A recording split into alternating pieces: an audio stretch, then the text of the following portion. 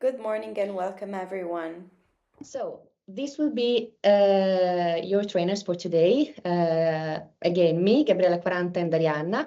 And the agenda for the training is the following. So we are going to have an icebreaker all together because, it's 10 in the morning on Friday for somebody 9 in the morning. So I think we need a fresh moment to start the training. We will have a very short presentation about GILL project because we are very, very happy to see that many participants are actually from outside the consortium.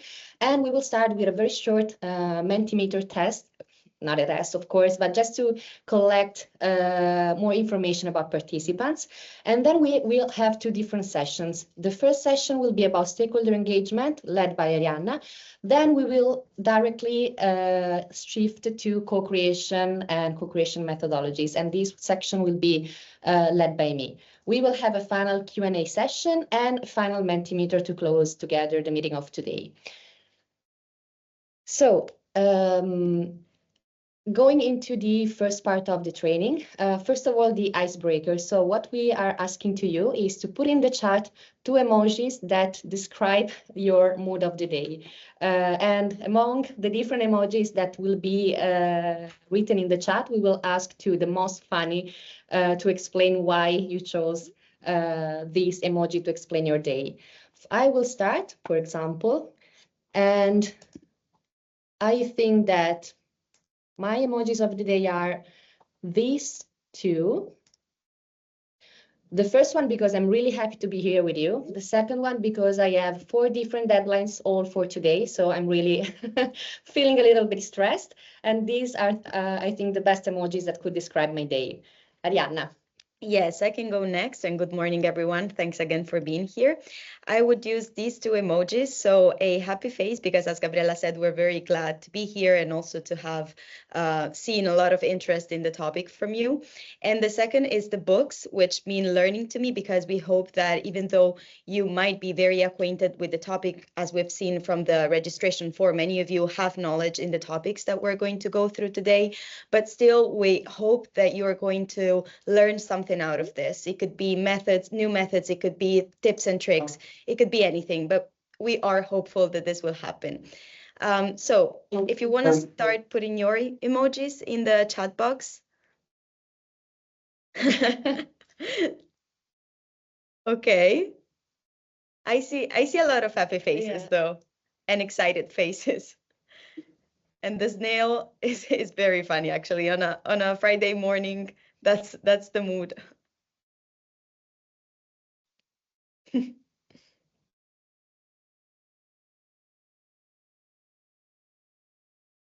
Oh, I like is this a superhero? Yeah. From so. Evdokia? I really like that. So it seems many of us are happy to be here. Yes. That's a good starting point. Oh, somebody is tired as well. Yes, it's Friday. I see more books and learning. And curiosity, I think. Yes.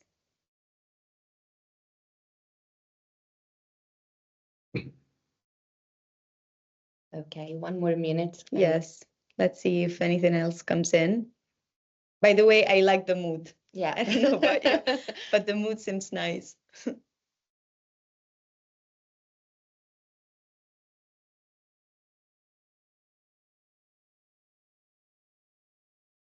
Okay, so thanks for joining this first very quick session about the icebreaker. I think we can now go next. And I'm going to really briefly present the project. So GILL, the Gender Innovation Living Lab, is a European project funded by the European Union under the Horizon Europe program and co-funded by the UK Research and Innovation under the UK government. GILL aims, first of all, at creating and establishing a pan-European living lab and tools supporting the so-called GRISI, so gender responsive smart innovation and entrepreneurship. We are following 3 main goals. First of all, making open innovation ecosystems inclusive, aligning innovation with society's needs, expectation and values, following also the main drivers at European and global level. and broadening knowledge and collaboration among citizens, government, industry, and academia. So working with the quadruple helix model. Yes, next, please. GILL focus on 4 priorities. Of course, enabling organizational and cultural change, addressing gender and diversity issues at organizational level, aiming also, of course, really at promoting a cultural change at broad level, increase the integration of gender and diversity into product design, technology, and innovation, enhancing professional development, and of course also promote and allow gendered educational practices.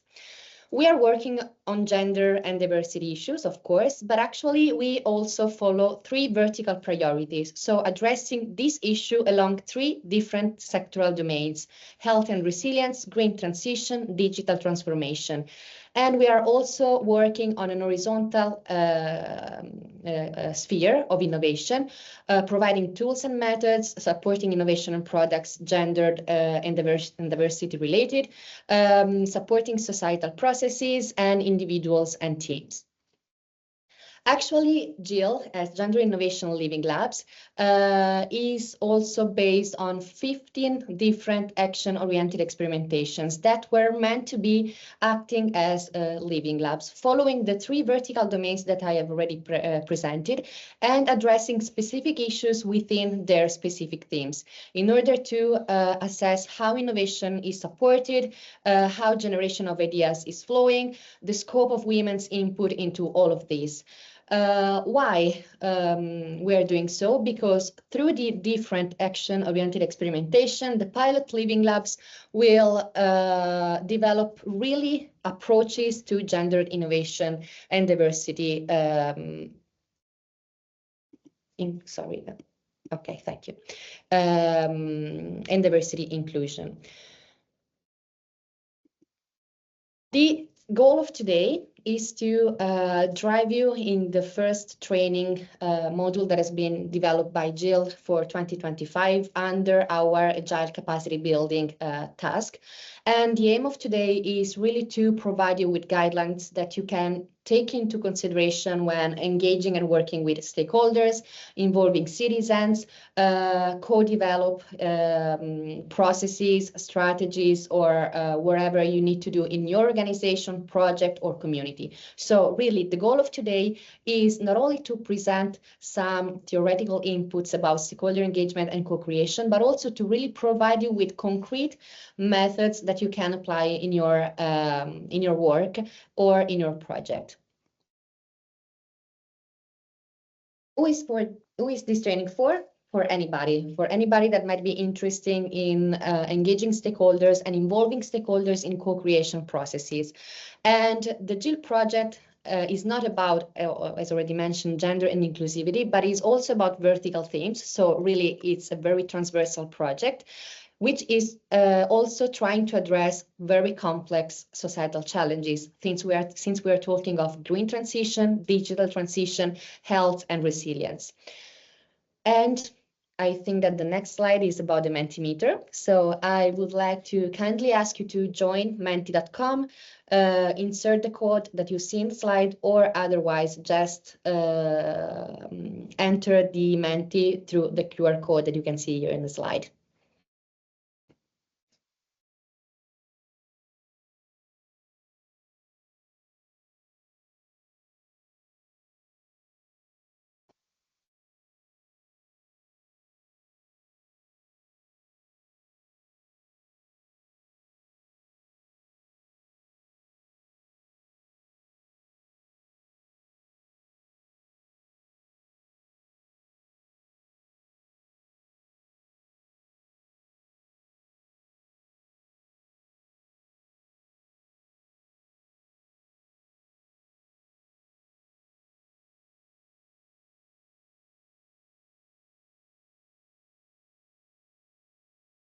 Okay, so the question is whether you are somehow related to the domains that are faced in GILL projects, so gender and diversity, green transition, digital transformation, health and resilience, or none of them. So far, we have just 8 participants, so we're waiting for all of you to enter Menti and give your replies.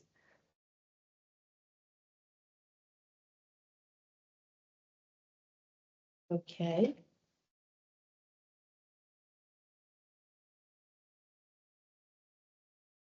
Oh, very interesting to know that most of you are actually already linked to the domains covered by GILL. Mm-hmm. Few more minutes to reply to this first question.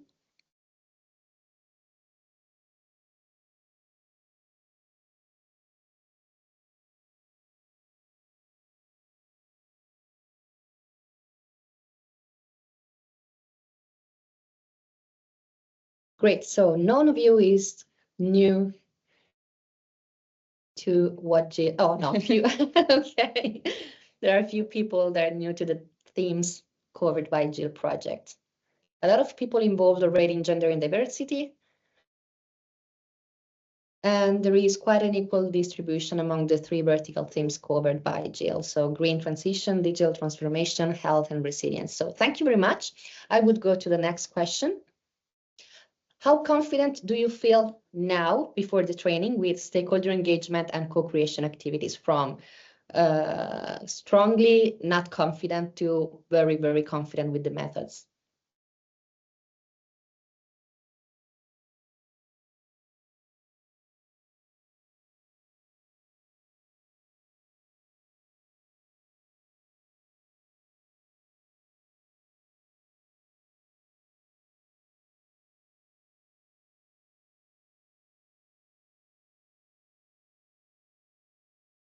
Quite balanced for the moment. Yeah.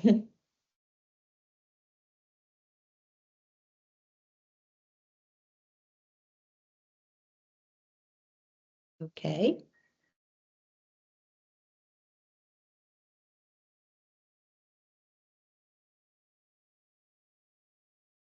One more minute and then we can go to the next. But I think that the situation is very, very balanced.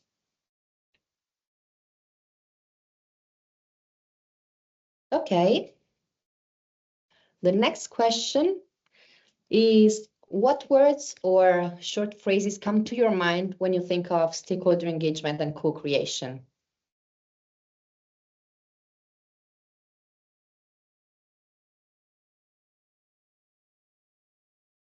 Feel free to express any idea. We are trying to really enhancing a safe space, so you can really write whatever you think. If I can suggest something, don't overthink it. Just the first words that come to your mind. Oh, great. Oh. A lot of words already. Oh, participation, of course. Impact. Voice, very nice. Transformation, empathy. Oh yeah, interdisciplinarity is a key. Discussion, brainstorming, great. A lot of very interesting ideas. People, of course, networking, yeah. All elements that are somehow characterizing stakeholder engagement and co-creation. Policy making, yes, of course. Inclusiveness, user needs, fairness, yes. I think we have very clear ideas. Perfect. Thank you very much. Going to the next, in your experience, what is the key factor that contributes to successful co-creation? Again, just the first thing that comes into your mind, according to what you already experienced or what you just think. Open minds, trust, being well prepared, listen to the group, yes, openness, creativity, and good mood, like the one it seems we have this morning. Mapping needs accordingly, different perspectives, respect, and time. More than one person wrote trust, yes, actually is a key element of co-creation. Diversity, yeah, team building, communication and engagement, meaningful purpose. Great. Perfect. Thank you. I think this is the last. If you already worked with co-creation in your daily experiences, do you have some co-creation methods that you have already used for your work project within your organization at community level? So did you already apply some co-creation methods? Flash making? Or design thinking?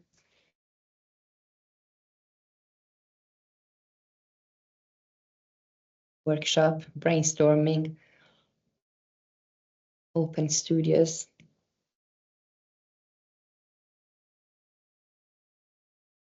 Oh, collaborative whiteboards, they are very, very used. Especially now that we used to have a lot of co-creation workshops online. Oh, the Lego Serious Play, brainstorming, hackathon, Lego design, Mentimeter, of course.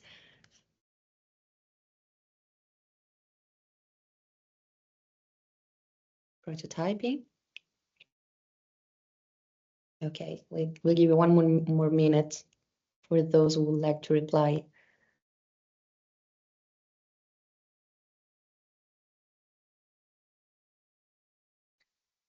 Okay, perfect. Thanks a lot. There's one last. Oh, yeah. So the last question was this, actually.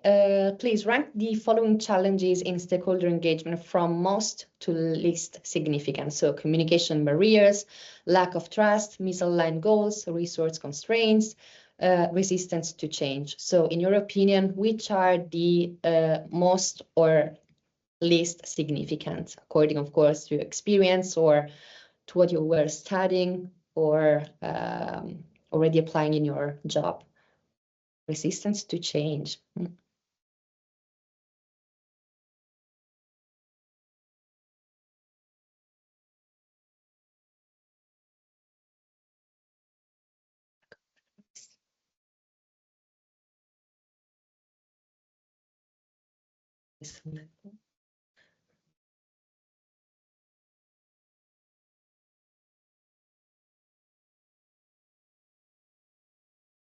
Okay, seems like misaligned goals is the most significant, actually.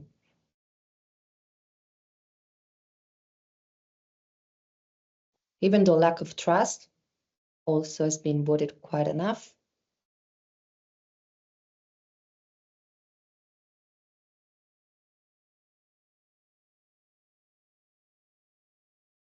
Seems like communication barriers is the most easy barrier to overcome, rather than, of course, misaligned goals and lack of trust.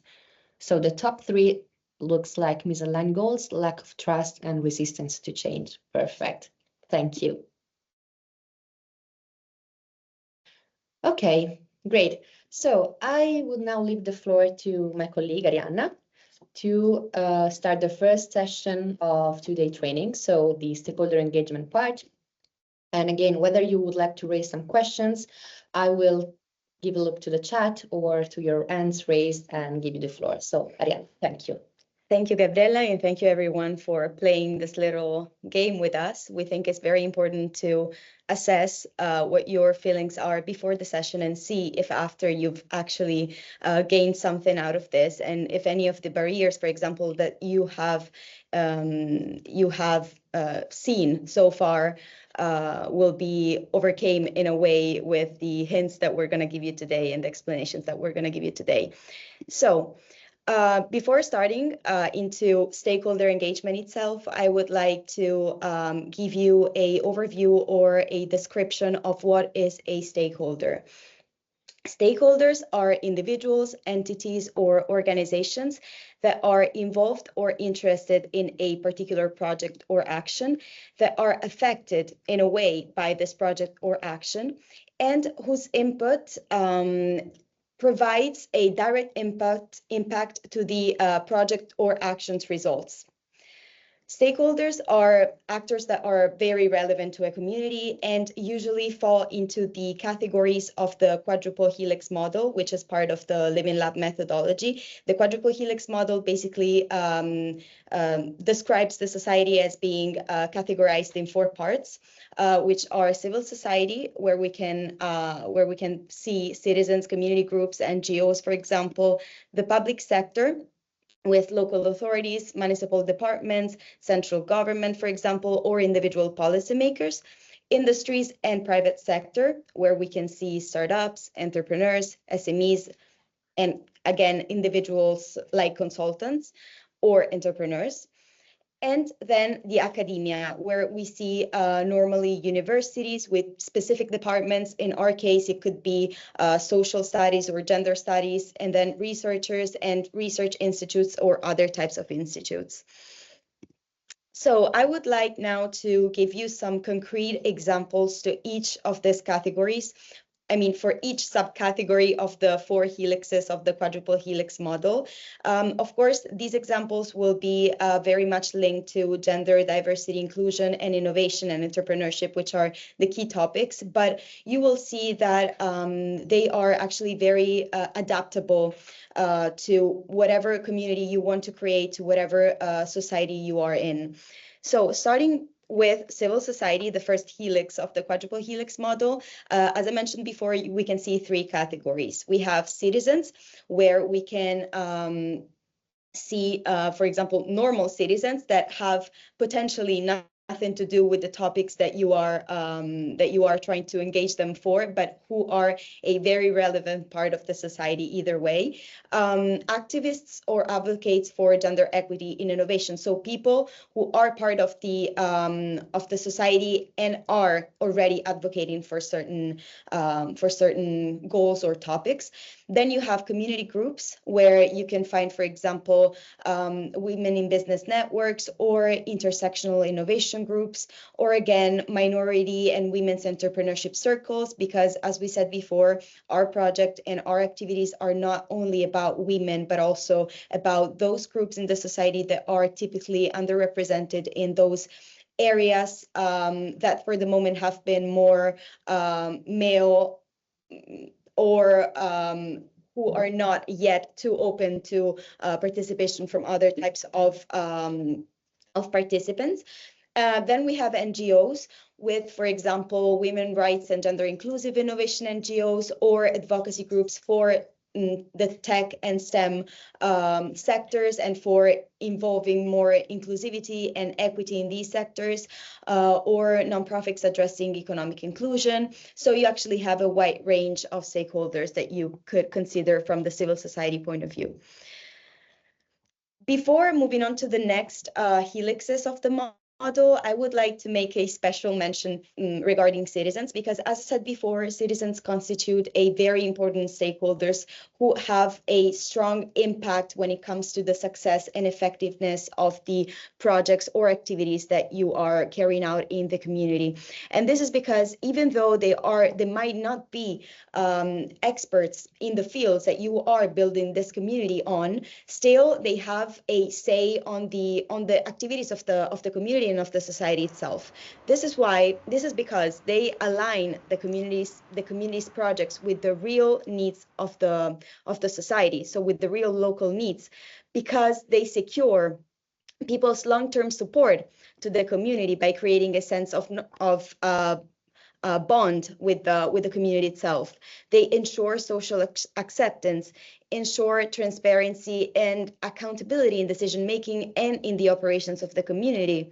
They empower people to make more informed decisions, in our case about gender equality and diversity, inclusivity, but it could be, as I said before, applied to every other sector.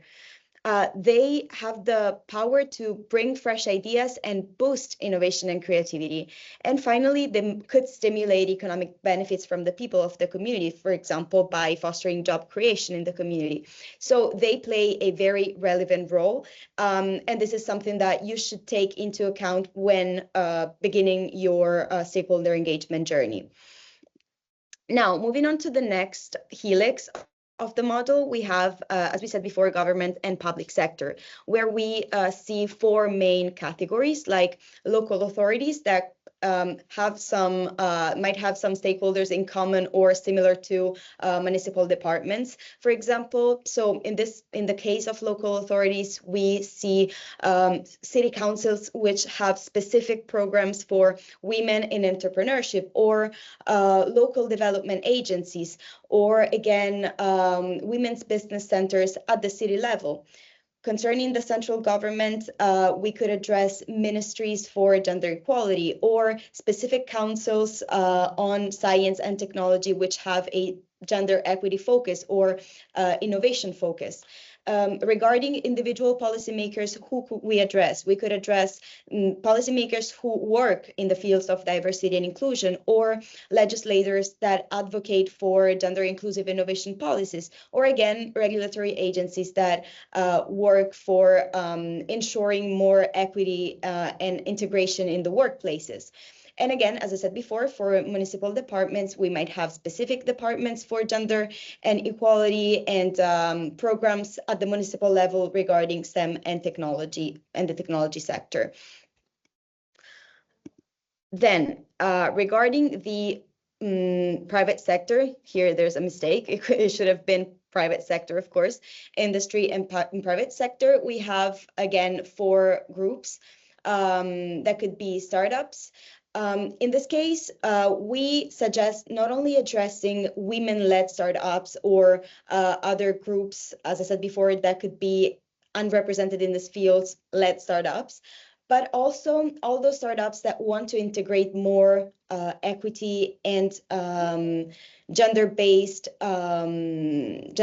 rules, let's say, in their startups.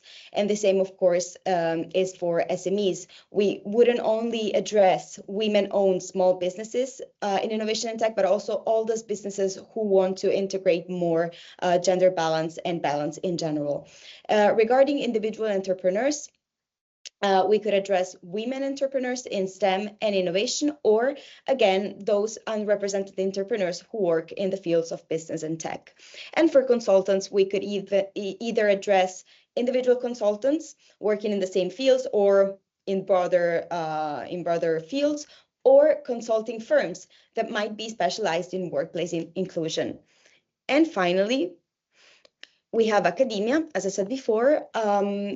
Regarding university, we might want to address more those departments who work in the field of gender and, for example, in the social field in general, but also those business schools, for example, that have some initiatives that are women-focused or minority-focused, or social science programs addressing equity, for example. And regarding researchers, professors specialized in gender and entrepreneurship, or researchers in gender bias studies, and regarding institutes, for example, policy think tanks focused on gender and technology, or ethic research groups with a gender equity perspective. So this was just to show you that, of course, there's a plethora of stakeholders that you could involve, and it is very important to identify which stakeholders could be really relevant for you, for the community that you want to build.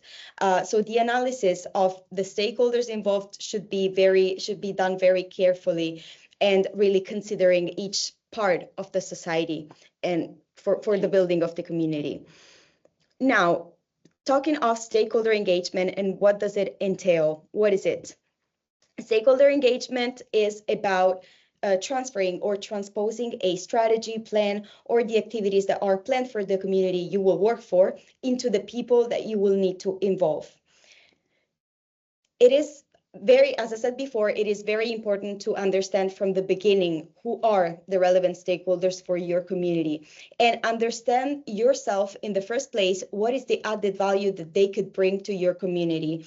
What do they gain in being part of the community, and what do they give to the community? Only by understanding this in the first place, you will be able to convey them throughout the whole process of stakeholder engagement. Why are they so relevant to the community? They need to know why they are being chosen to be part of this community, but you have to understand it in the first place.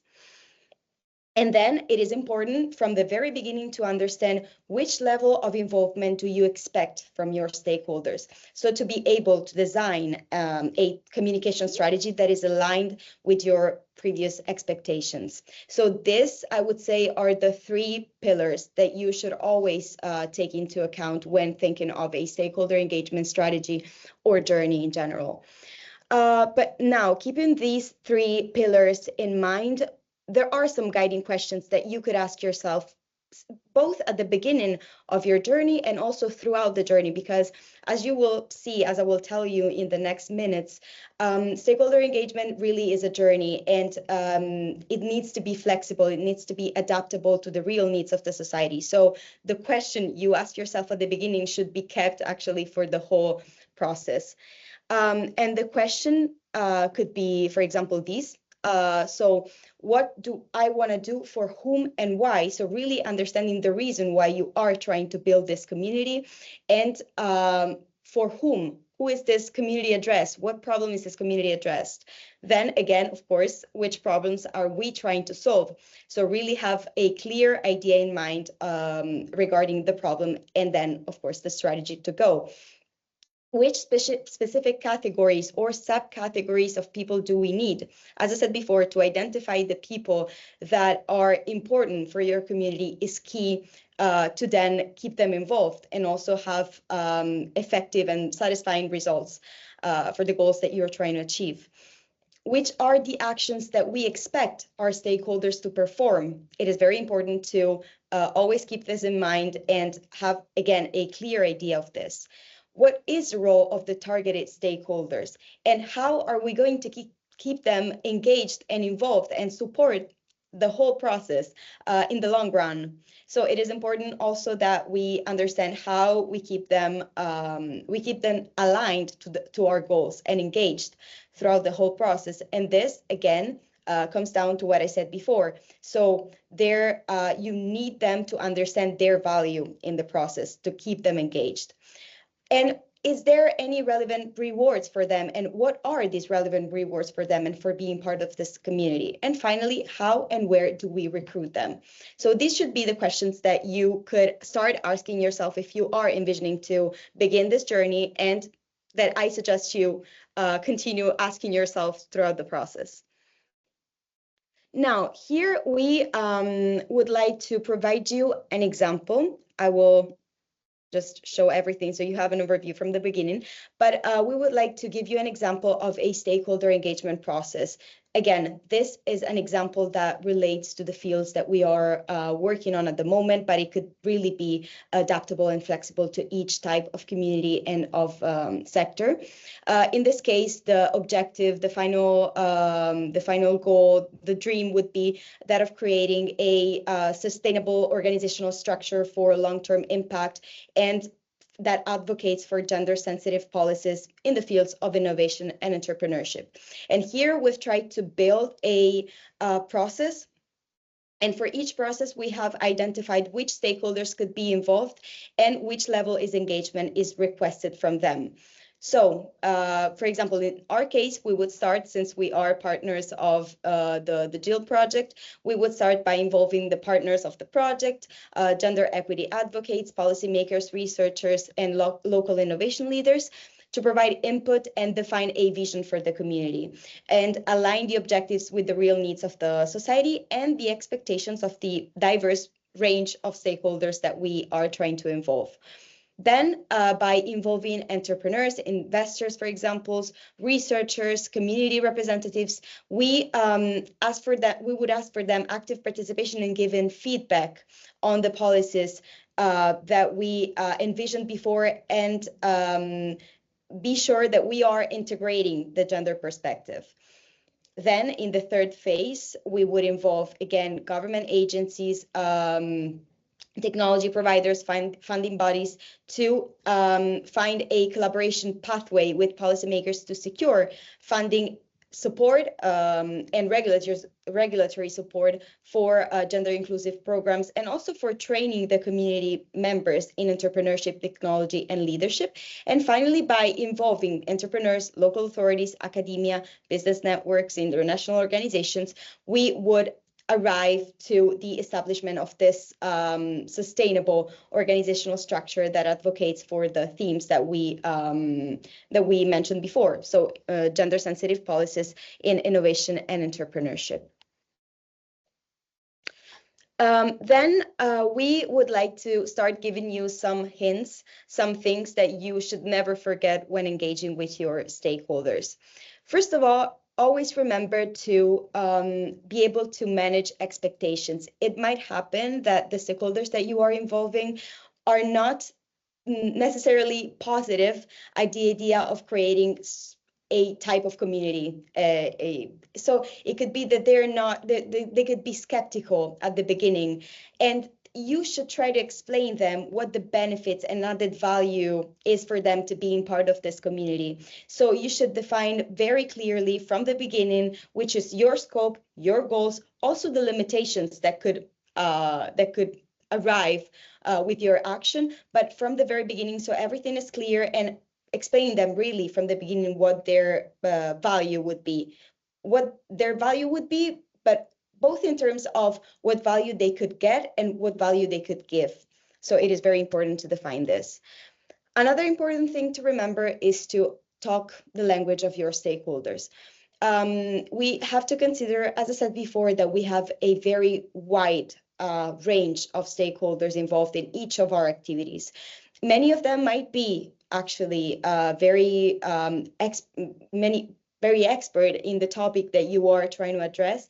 Others might be just approaching the topic. So you should really avoid technicism or a language that is too complicated to understand. You should always use a simple language, simple words, and provide concrete examples throughout the way so that your stakeholders can really understand what we are trying to do, how we are trying to achieve our goals. And finally, you should always remember that you have to keep your stakeholders' interest in the long run.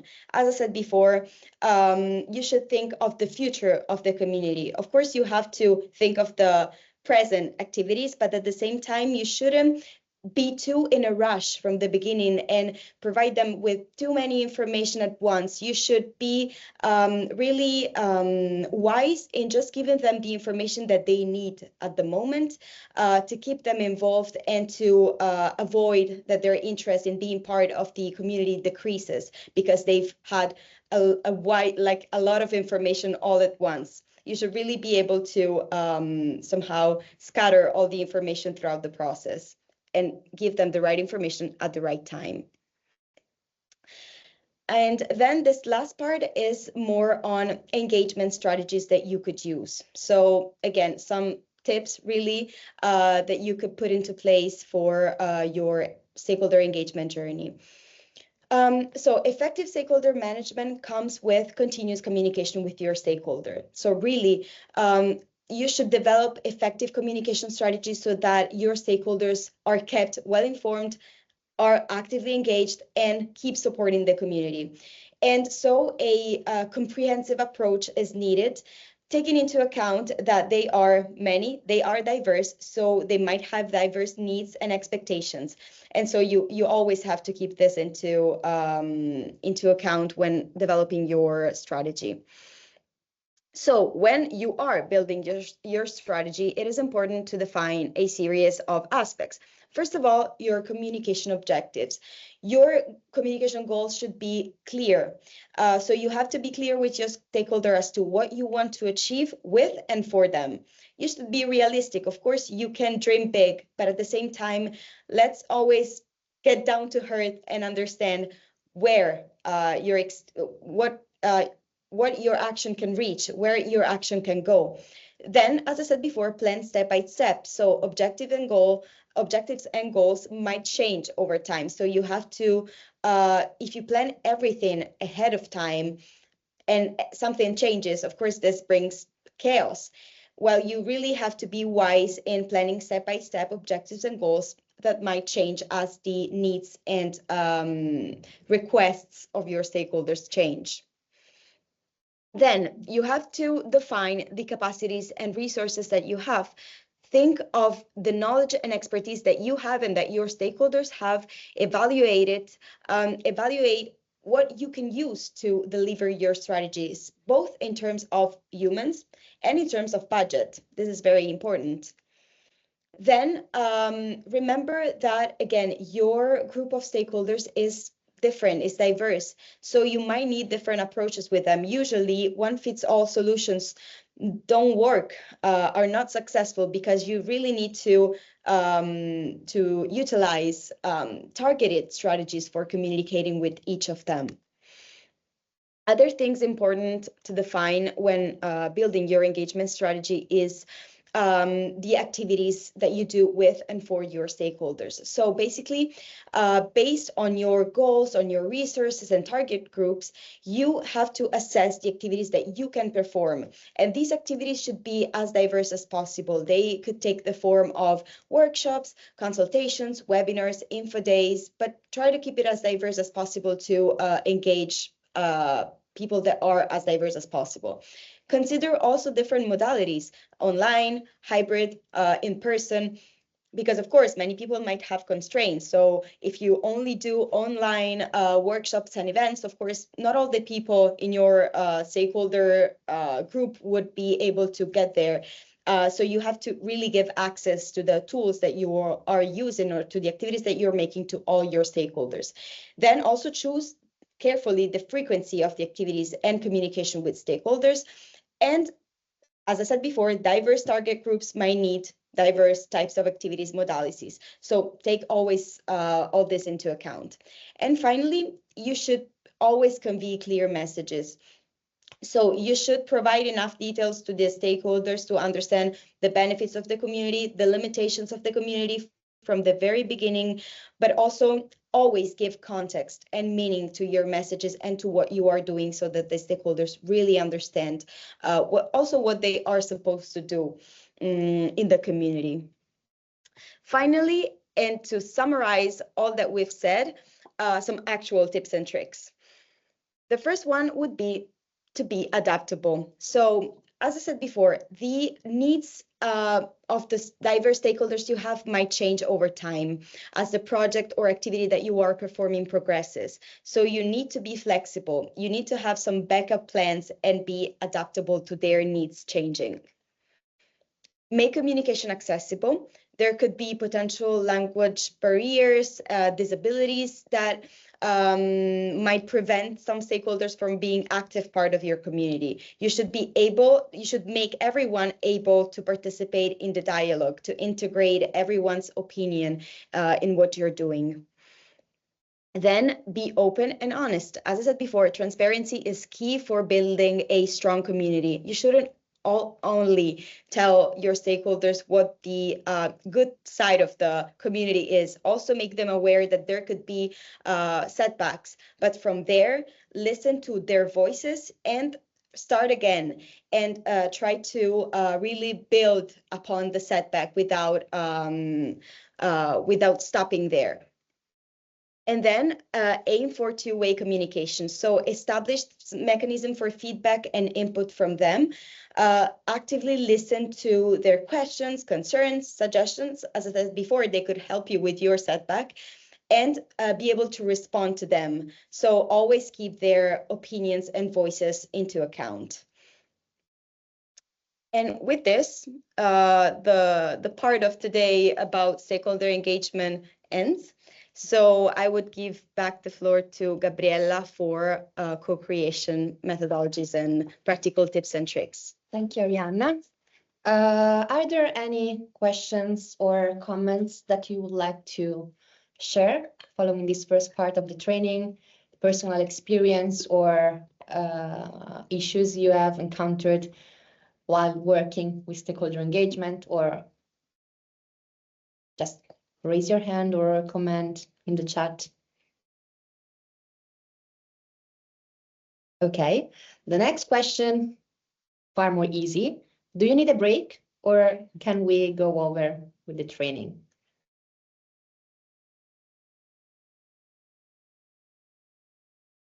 Yes or no?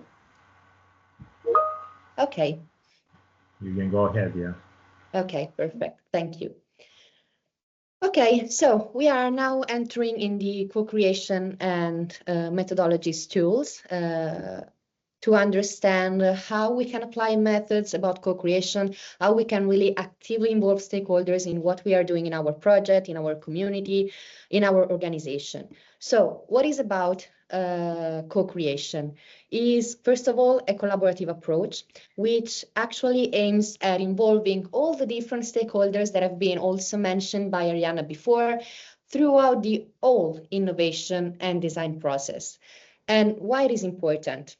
For different reasons, actually, because it increases the innovation quality through the integration of different viewpoints, skills, expertise, and competencies that are brought into the discussion by the different stakeholders that you are involving, and it really matters within the process you are leading. It is important because it also ensures that actually what you are developing, no matter if it's a policy, if it's a prototype, a product, a service, but applying the co-creation approach means that you are sure that the needs and the expectation of the stakeholders are concretely met once your idea will be implemented. And it is important also, of course, because it leads to a sustainable and user-centric solution, so that really the adoption of those solutions will be effective, accepted by the stakeholders and the community, and valuable throughout the time for, we hope, a long time, actually.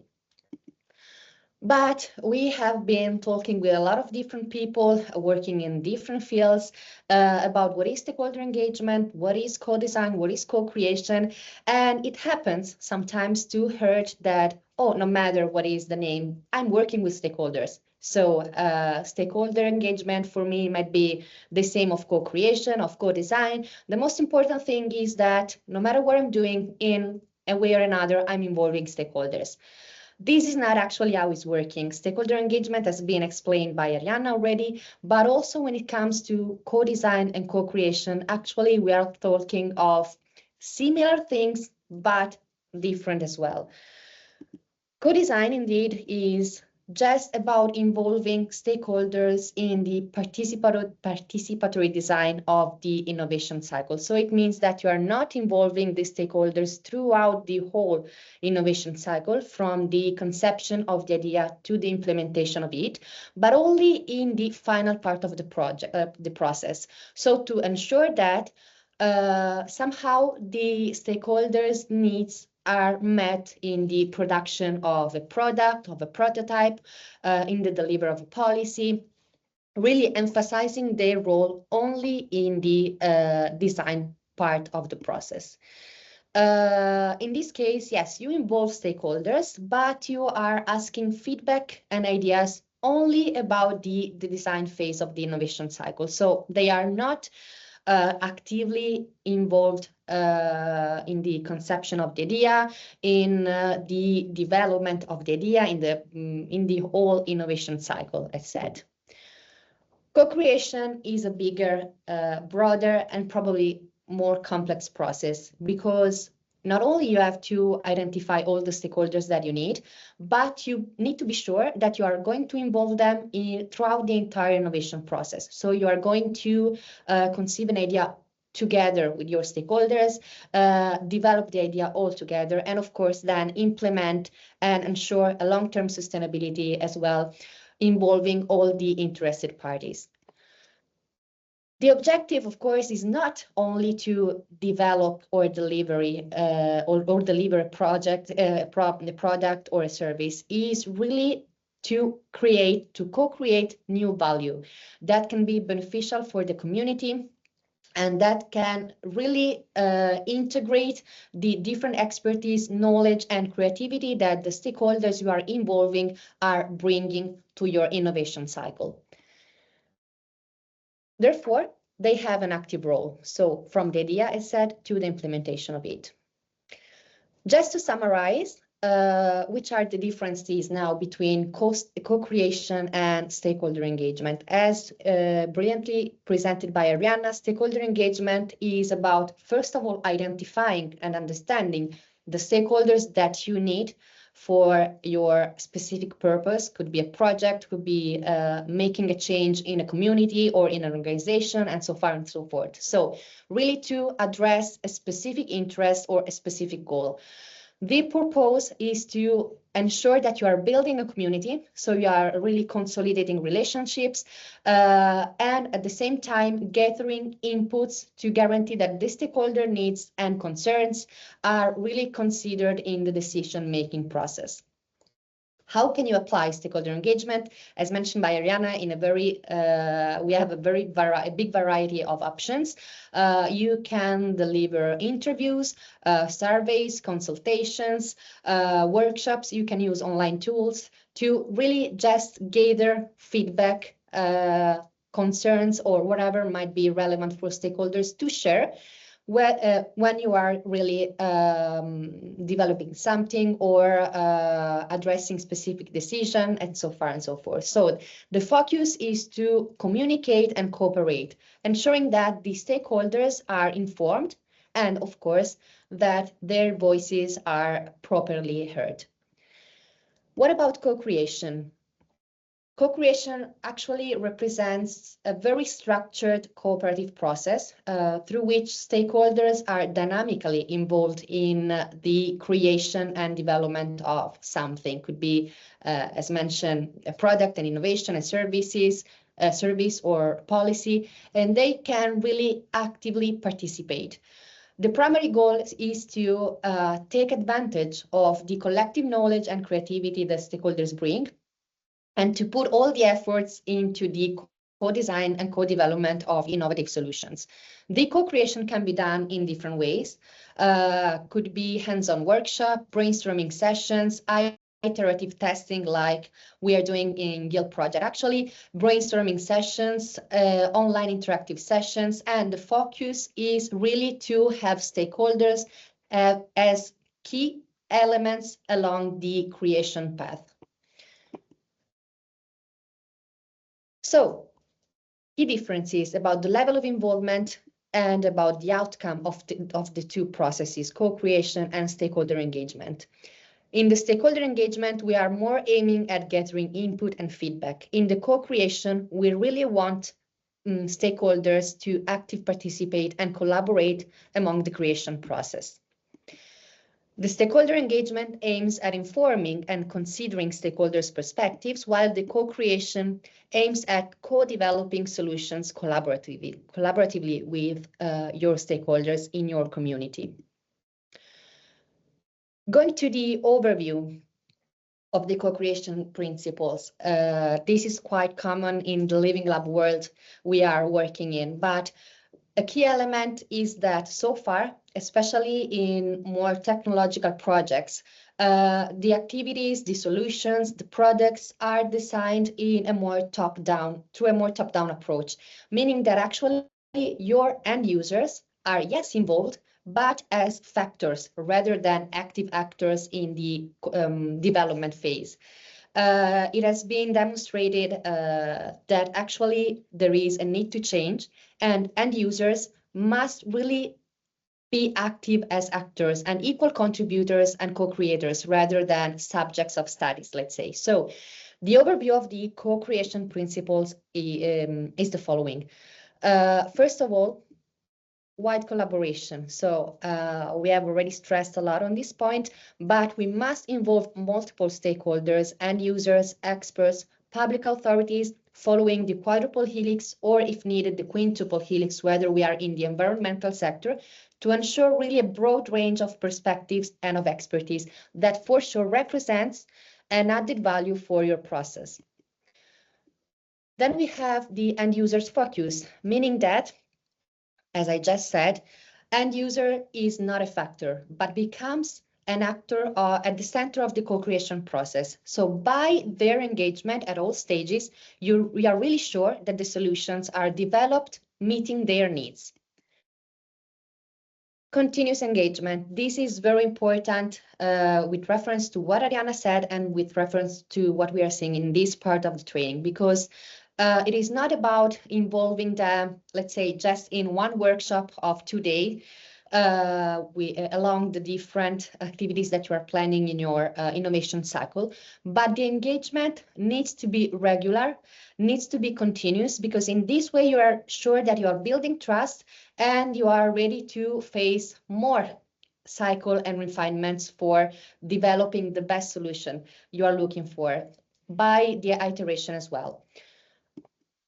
Of course, transparency is a key. So be sure that once you have your community and you're starting your co-creation process involving all the relevant stakeholders, you are informing them openly, honestly. You clearly communicate about the goals of the process so that all participants are always on the same page, always aligned, and they can contribute effectively without risking that some of them might lose relevant pieces of the process. And last but not least, value-driven. So be sure that you are focusing on creating value for all parties involved, and that the outcomes of your process, of your projects, really provide tangible benefits for all. The co-creation process, so how it concretely works. First of all, identify stakeholders. So be sure that you are engaging all the relevant stakeholders that are needed for your process so that the different perspectives, skills, knowledge is really brought at the table of discussion. Clearly define which is the problem or the challenge that you need to address with your stakeholders so that you are sure that the problem can really be considered by the different viewpoints brought by the stakeholders that are involved in your process. Ideation and prototyping. So facilitate brainstorming sessions to really allow the conception of new ideas, solutions that can benefit the whole community by also experimenting them. Test and iterate. As mentioned, you might need to repeat the process more than once. So to be sure that actually you are really addressing your challenge or your problem in the best way possible. So by iterating, you're really able to refine and improve the solutions you are working on. And implement and scale. Once, of course, you are ready with your best solution following the different phases, and after the different iteration phases you have been doing, you are ready now to implement the final solution and to scale it up, ensuring that, of course, what you have developed is really the best solution, meeting the needs of all stakeholders that you have been involving in your project, and that this solution actually can be sustained over the time. But okay, we have been talking of co-design, co-creation, stakeholder engagement, but how can I really apply co-creation if I need to follow this kind of processes within my project, within my community or my organization? Actually, we have a lot of different methods that we can follow. First of all, it's important to distinct between methodology and tools that we are going to see later on, because methodologies are really the approaches, the guidelines, let's say, the frameworks that can drive the collaborative process to co-create something together. They represent the ground upon which engage stakeholders and actively involve them within the innovation cycle. And the purpose is really to enhance a common understanding, to improve cooperation, to build on collective knowledge, and then to be ready to co-create innovation and solutions together. We have a lot of different methodologies that we can apply to solve mainly any kind of challenge or problem we might be asked to address. We are going to see just 4 of them in this training, as we have not that much time to approach all of them. But again, these methods can be applied for any challenge, regardless the topic or the field in which you are working. The first method we're going to present today is the Disney method. Then we are going to talk of the appreciative inquiry. Then we are going to focus our attention on the sense-making process, and we're going to close the co-creation methodologies part with the breathe pattern. Starting from the first one, the Disney method, which is a very structured approach that can be used to co-create, also known as Walt Disney Creative Strategy. It has been developed in 1994, and it is a very useful approach in which you divide people in different groups and you ask them to actually really experiment different specific thinking styles to analyze a problem, then to generate ideas, to evaluate ideas, and really to build a concrete and feasible action plan. So the phases of the Disney method are actually three: the dreamer, the realist, and the critic. When we organize a workshop or an online session following the Disney method, of course, the first phase that we approach is the dreamer phase, which basically foresees that the group, the participant, think about the challenge by providing ideas, thoughts, vision, without considering any possible limitation or barrier. Like really everything can be done and can be possible. Then we enter into the realist phase, which actually foresees that the same people following the ideas that have been developed in the dreamer phase ask themselves questions like, okay, but what needs to be done in order to put in place the ideas that the dreamer have been developed? What do I need to implement it? Can I test my idea? Which are the steps that needs to be taken into account, and so far and so forth.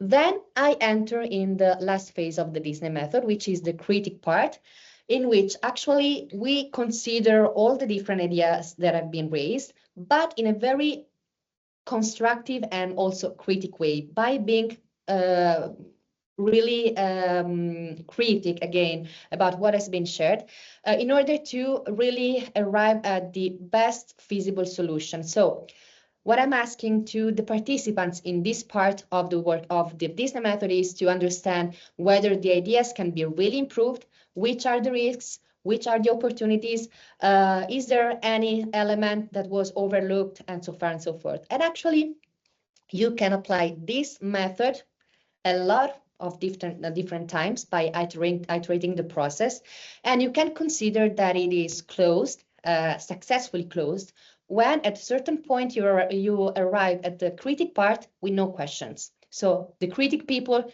cannot raise any potential problems with regards to the challenge you are addressing. So this is the Disney method. We thought actually that apart from presenting the method from, let's say, a more theoretical point of view, it could have been useful to add some examples. So for most of the methods that we are presenting, we are also showing GILL related examples, or for being precise, challenges that might be addressed following one of the methods presented in the training. So with regard to Disney method, we thought of this challenge, how to develop a gender equality plan. So you have a group, you have your participants, you divide the participants in order to follow the different phases, and you start from the dreamer phase.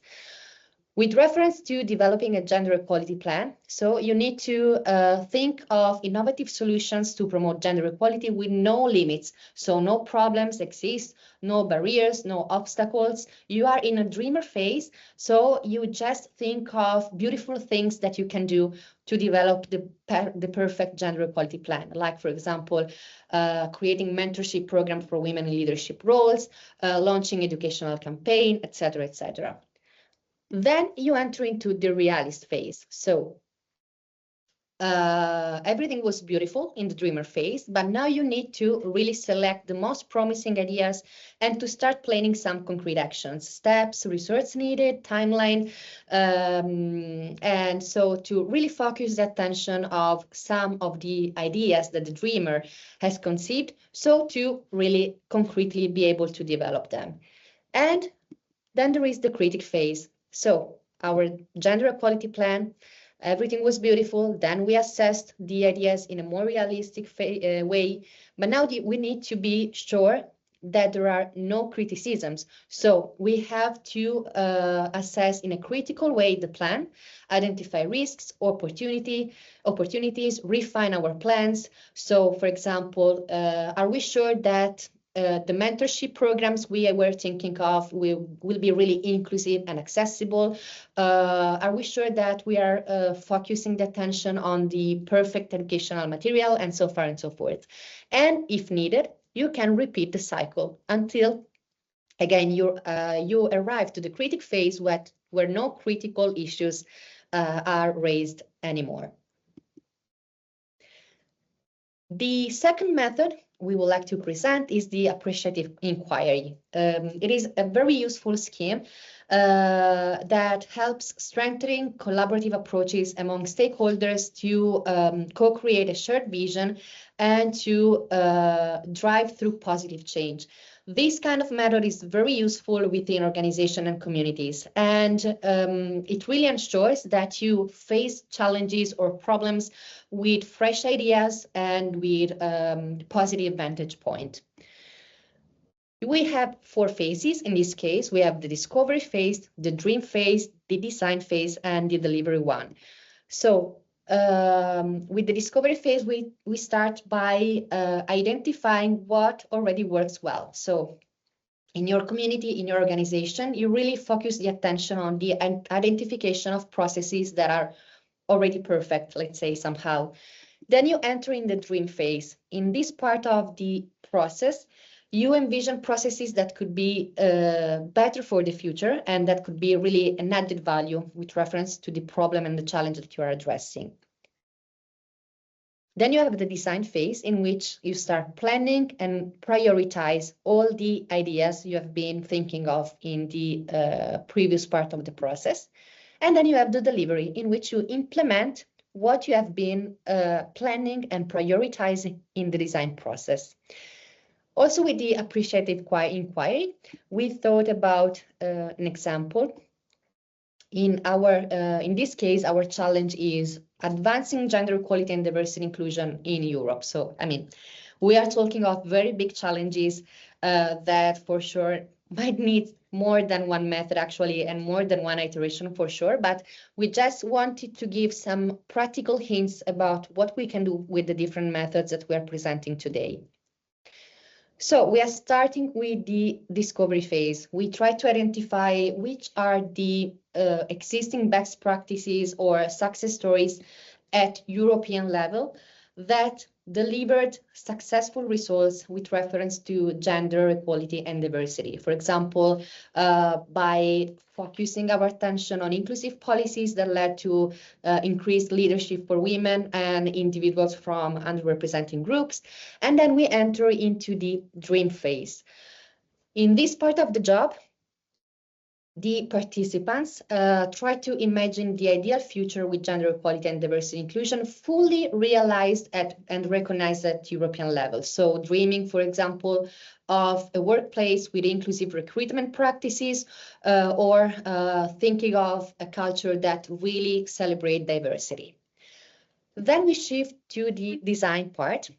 In this part of the process, participants are asked to propose an action plan to achieve the future they dreamed of. So by implementing bias training or developing strategic policies, so that even though we already know that something successful is existing, we are aiming at trying to achieve at least few of the beautiful ideas we had in the dream phase of the appreciative inquiry.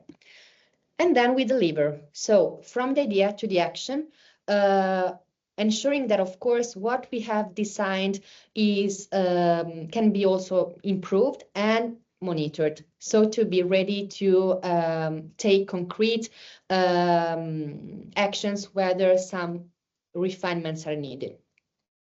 And this is the phase in which we deliver mentorship programs, or, for example, we launch regular diversity and inclusion audits, etc., etc. The third method we are talking of is the sense-making process.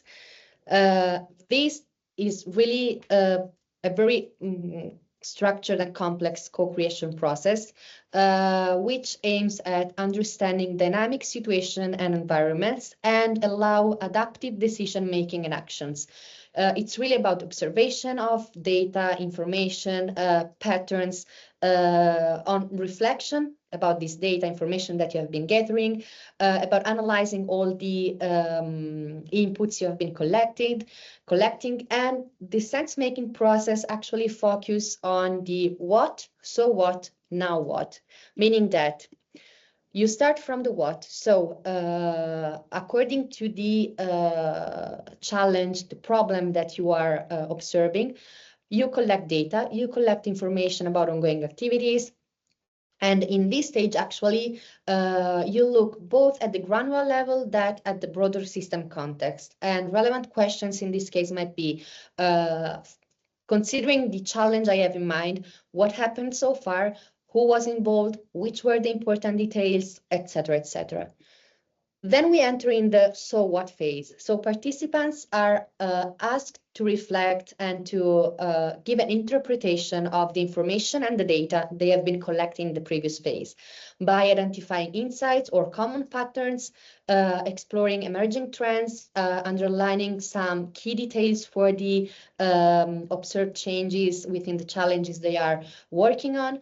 And of course, this part is very linked to the overall systems goals.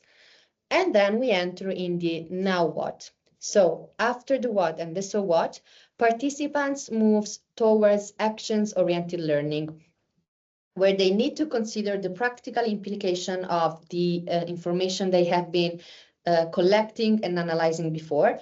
And at a certain point, the team must decide on the next actions to be taken. So to be sure that they are properly addressing the challenges they are working on and they are ready to achieve all the relevant objectives. An example of the sense-making application could be about gender equality in tech companies. So as mentioned, we have the three phases: what, so what, now what. In the what phase, we try to understand the current situation. We collect data. We can examine existing policies, practices, success stories, norms. We can conduct surveys, interviews, and for example, we arrive at the conclusion that the 57% of women had gender discrimination experiences in the tech companies in which they are involved. Then we shift and we enter into the so what phase, in which we reflect on what the data means, of what the outcomes from the surveys of the interviews are leading to, highlighting partners, causes, understanding the impact that all these can have on individuals and of course also on organizations, analyzing focus on gender pay gaps, barriers to advance in career, and so far and so forth.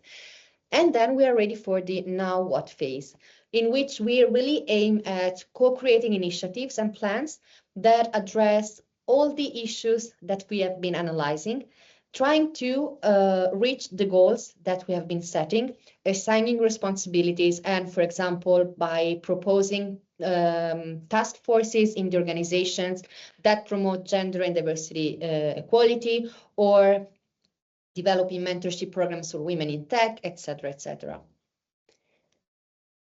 And the fourth method that we can apply to co-create is the breathe pattern, and is actually a co-creation methodologies that supports thoughtful exploration and decision making, very, very helpful in navigating complex scenarios with more clarity.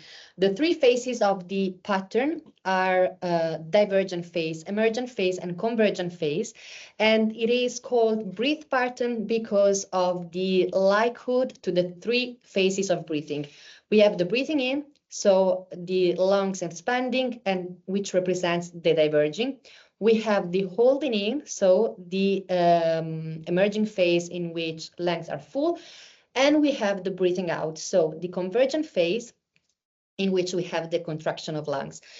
And this means that In the divergent phase, you open the conversation and you explore your complex scenario by providing inputs and ideas from different perspectives, with creativity, from different viewpoints. So really divergent because everybody is asked to provide a different point of view. Then you have the emergent phase, in which the different inputs and ideas that have been brought through the divergent phase can now be somehow linked to one another to form patterns and connections, so that in this phase you are able to identify common themes or insights. And then we land into the convergent phase, which is the last stage of the breathe pattern, in which the key point is to narrow down the ideas to make decisions and therefore to concretely act and provide practical steps forward. So these were just 4 of the different methodologies and framework that you can use to drive your co-creation process. But again, you can apply these methods in a workshop, in a work cafe, or through an online session, or by really using tools like Canvas. And we think that it's very important to suggest tools that might be very useful whether you would like to start a co-creation journey, and that can really help you in driving the process. So we are talking of instrument that can facilitate you as co-creation leader. So tools that practically support the execution of the co-creation methodologies. And again, can be a variety of different tools, can be a platform, can be a type of workshop, a canvas, a serious game, or whatever. First of all, we are talking of online tools because we are leading an online training. So we are seeing that there are a lot of different workshops taking place online. So it's very important to know that you might count on different tools that can really facilitate your work along the co-creation processes. The whiteboarding is one of them. We have a lot of different tools. We decided to highlight 3 of them that are very useful. Miro, probably all of you already know this tool. It provides a lot of different canvas, and it's maybe the most used tool to brainstorm, plan, and execute projects online. It allows a real-time cooperation and really offers a lot of different features and templates that you can use for co-creating with your stakeholders. Then we have Mural, which is quite similar to Miro, but is very useful because it also provides digital workspaces for visual cooperation. So allowing also for maps or diagrams that might be very useful for for leading a co-creation process for an innovation cycle. And then we have Creately, which also offers scalable diagramming and allow teams to create and manage diagrams to plan and brainstorm about the challenge that they are addressing and working on.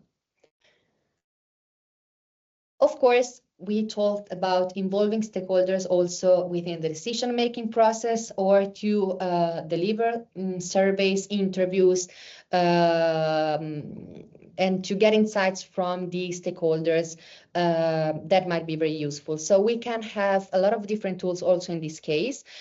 Probably most of them are already known by the majority of the participants. It has been raised also in the Mentimeter at the beginning. We have Slido. There is a very useful tool to manage question and answers or polling, and it is really, really helpful in collecting inputs during the meetings, workshops, or events. Then we have Mentimeter, that is a very useful tools for surveys, live word clouds, and it provides a real-time update of what is going on among the different participants. And we have Typeform, that it's quite similar to the other 2 tools already presented, but its visual leads to a more personal and interactive environment, let's say. So We have been presenting different online tools, and we leave you also the links, because in this way you can have direct access to all of them and test it and understand which might be more relevant for your activities. Going to tips and tricks for co-creation. Very useful and helpful tips could be the following. First of all, define clear objectives. You might be asked to address a very complex challenge, but you need to be able to really define objectives and goals that are clear and understandable by all, so that all the stakeholders that are involved in your process really work on the same page and they are all aligned according to the objectives that have been set. Engage all the diverse participants needed. So sit and reflect on what you need to do, what you need to co-create, the added value, the solutions, and then really think of the different skills, knowledge, and expertise that you need to have the best co-creation process you might think of. So engage all the diverse participants that are needed. Create a safe environment. This is relevant for any kind of activities we have been talking this morning, no matter if it's stakeholder engagement or co-creation. You need to be sure that once you involve all the different stakeholders in your process, you ensure that there is a safe environment for collaboration, so that everybody is really free to express without limits and without judgment, ideas, feedback, to contribute without being scared of being somehow judged by the other participants. So safe environment is key. Use a structured method, can be Disney method or one of the others that we have been presenting before, or any other method you already used. But having a guide like a structured method to follow your co-creation process is very useful, because you are sure that you are addressing all the different aspects of the problem, and you probably have more chances of solving it if you really follow a structured method step by step. Remember that you can use a lot of tools that can be helpful. So take advantage of the right tools. It can be an online tool, it can be a canvas, it can be a type of workshop, no matter what, but be sure that apart from choosing the most suitable method for addressing your problem, you also take advantage of the right tools, and there are plenty of them. So you will for sure will be able for sure to find the right one. Encourage open communication, which is linked, of course, to the safe environment and to build trust among the community along the whole co-creation process. Iterate and refine, as mentioned, and also with reference to the challenges that we have been using as examples to apply our methods. Most probably are going to address very complex challenges. So it might be possible that you need to repeat the cycle more than once, so to fine-tune the solutions and be able to reach the best one. Document everything. It's always useful, especially if you're going to iterate and refine. It's always useful to document what you have been doing in the phases before, and then follow up. Tricks for co-creation include icebreakers, especially if you are dealing with online sessions, but we have been seeing that also in-person workshops actually need moments like this. You can include icebreakers at the beginning or also at the end of the meeting, just to build relations in the group and start with, let's say, a less formal approach, the whole process you are going to work on. Use visual to make abstract ideas seem more concrete. So really, it can be useful to present what you are going to deal with also from a visual point of view. If needed, and again, this might be the case since if you're going to address big challenges, plan some breakout sessions. I mean, breakout sessions if you're online, or otherwise you can divide a big group of participants in smaller groups, also during physical workshops, so to have more focused discussion, and then take advantage of all the inputs that have been raised in the different breakout sessions. Role-playing can be useful. For example, in the Disney method, you ask participants to put the shoes of 3 different thinking styles. So they dream of something, they face in a realistic phase what they have been dreaming of, and then they criticize to understand if the plan is feasible or not. So role-playing can be really useful to explore different perspectives. And of course, if it's the case, prototype. So to test and visualize ideas and also identifying potential issues. This last slide is just a collection of useful links. So you can find a lot of publications, a lot of tools online. We have been including the ENoLL website, of course, because you will find a lot of very useful publications about co-creation or tools.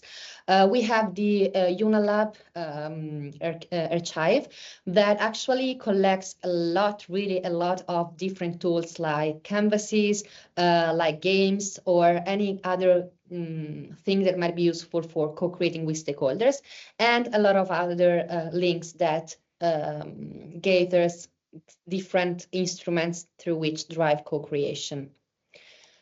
Last but not least, we have been launching our platform, the GILL Hub. It has been released at the end of October, and really it is a very useful platform on which you can find a variety of resources that might be relevant for your work. Of course, we have the presentation of the different action-oriented experimentations I was presenting at the beginning, but we have a collection of good practices that might, for example, support gender equality in entrepreneurship and innovation. We have gender-responsive methods that you can apply, toolbox, training materials, and concerning training materials, also this training will be uploaded on this section of the hub. We have validated glossary, role models. We are going to launch soon the mentoring part as well, the network. So be sure to explore also our platform, because it might be really relevant and useful for what you are doing. So this is it from our side. We are wondering whether there are any questions, comments, or... Yes, we are going to provide everything. But before leaving, and while you are thinking of any question or comment, please join the final Mentimeter quiz. We're going to share the screen. Great. So please join the Menti. The code is 83664839. It is at the top of the screen as well. So to have a first understanding of whether the training has been useful for you or not.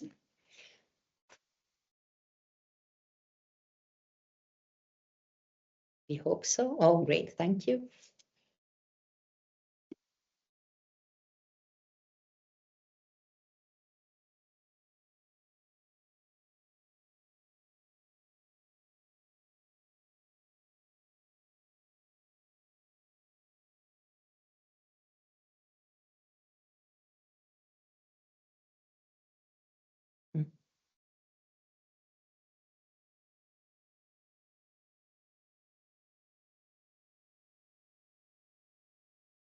Great. Thanks a lot.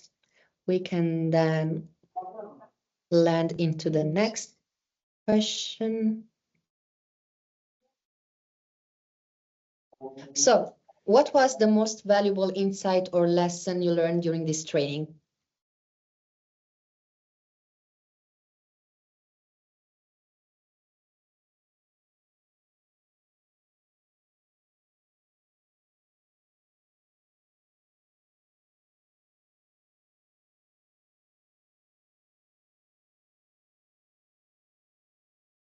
Oh, wow. Okay.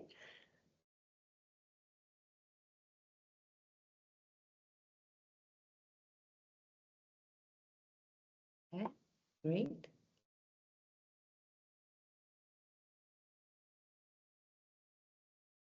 We are going to share with you all the relevant links. You're going to receive an email by this afternoon or maximum by Monday morning with the link to the feedback form, after which you will receive the slides and a lot of useful links apart the ones that have been already included in the slides so that you can have plenty of resources in your hands.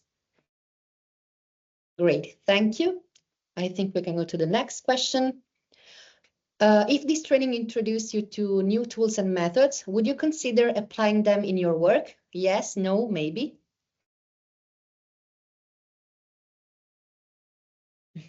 Okay.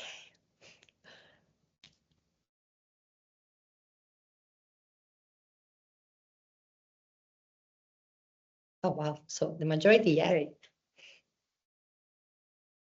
This was our goal, actually. So we are very proud. Okay. Landing to the next question. How do you plan to apply what you've learned about stakeholder engagement and co-creation in your work? By implementing new strategies, developing new policies, designing innovation, improve communication, enhance collaboration, or other?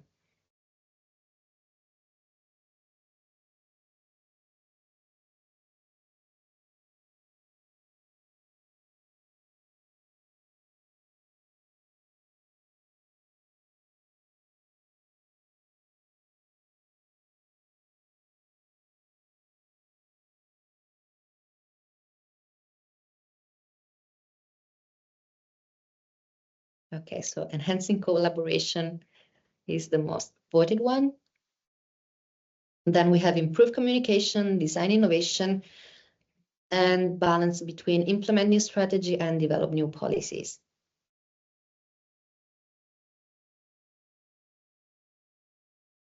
Okay, great. Using just a word, please write down your preferred insights from today.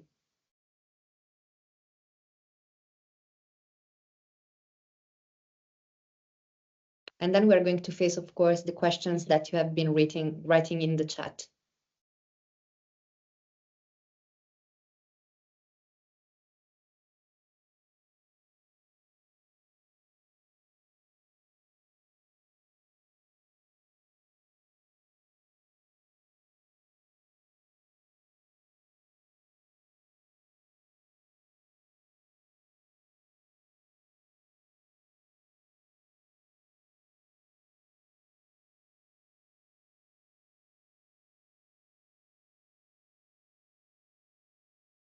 Very interesting inputs.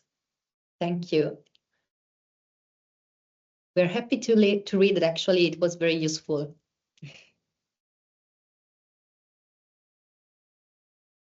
And also that you like the idea of bringing practical examples, because sometimes, of course, you say a lot of beautiful things, but you don't apply them to the reality, which also for the participants can make it harder to understand how to.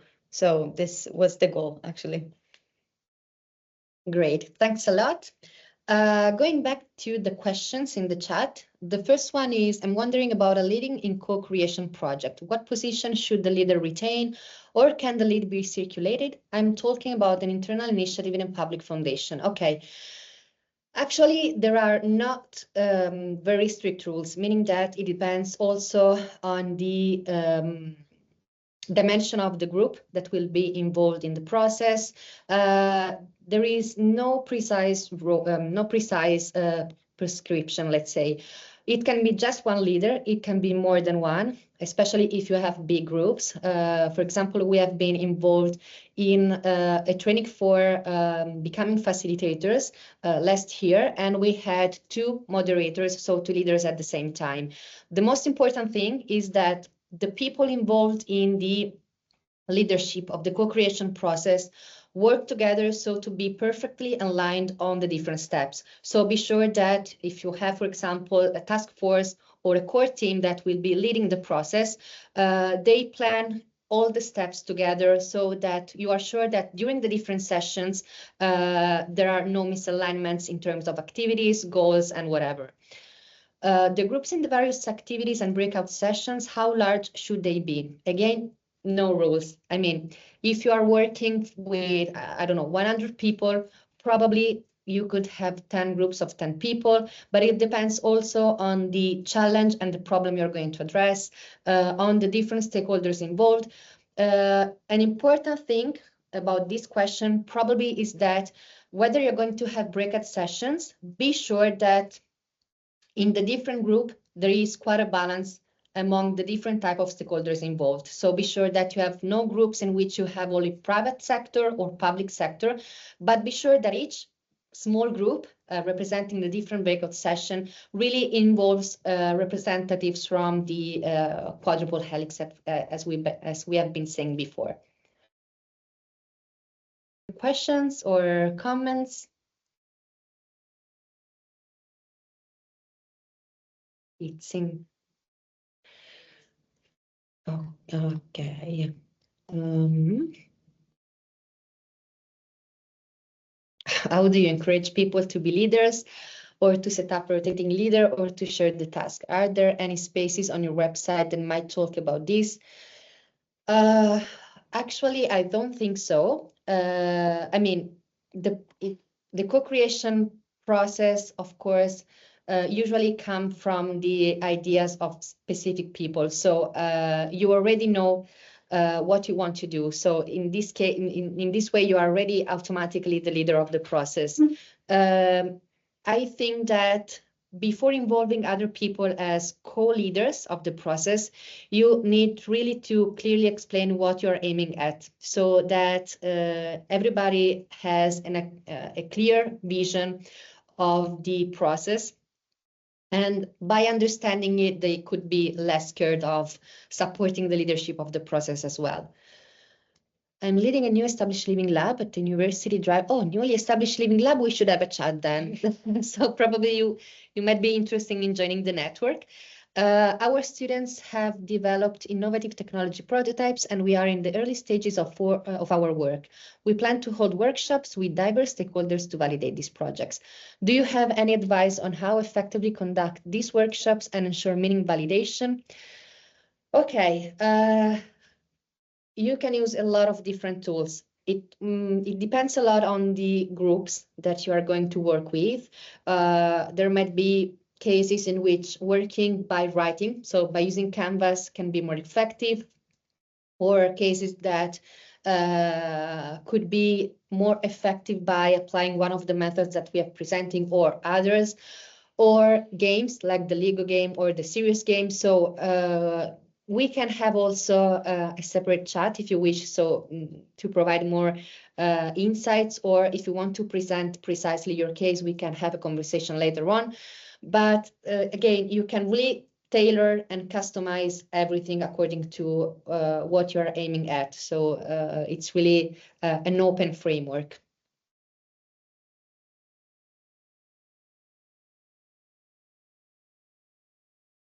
Any other question or comment? Seems not. Perfect. So we are closing 15 minutes before, so you have the time to close all your Friday's issue. It was a pleasure to have you here and to actually discover that the training was useful to you. Again, we are going to send you a follow-up email with all the links and resources. And of course, if you want to talk about any of the issues that have been raised during the training, or to better discover GILL, just get in touch with us. So thank you. Thanks a lot. It has been a pleasure. Have a wonderful day.